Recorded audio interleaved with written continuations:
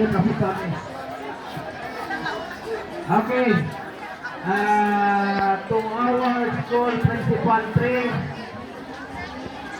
Miss Meryl Allen Peconitis, dedicated teachers, parents, guests, Antonel bisita si Mrs. Ma'am Barsaga,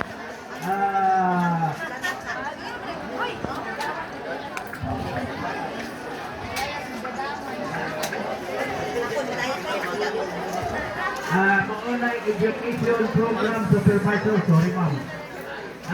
Fellow barangay officials, tuod ako lang ipaiwalo ninyo sa barangay officials ang ato kaning chairman sa education na may balatian ang atong gipuling na chairman sa education si Gloria Bello niya dire. And most especially to our dear learners of Launian Elementary School, a pleasant morning to everyone. Pantay. Dili na po kain na? Anara, okay. Alas 9 pa. It is with great joy and gratitude that I stand before you this morning as we officially open another school year 2026-2027.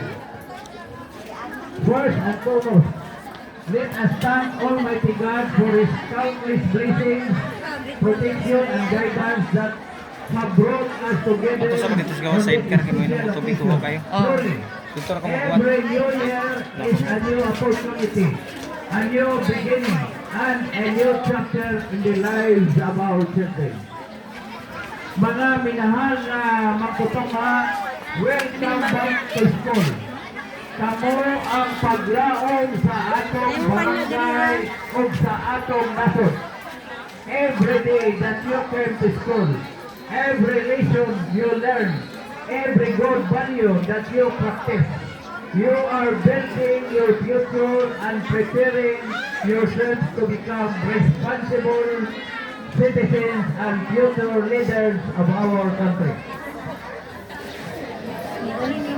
Ayaw mahadlok sa mga habit sa pag-eskwela.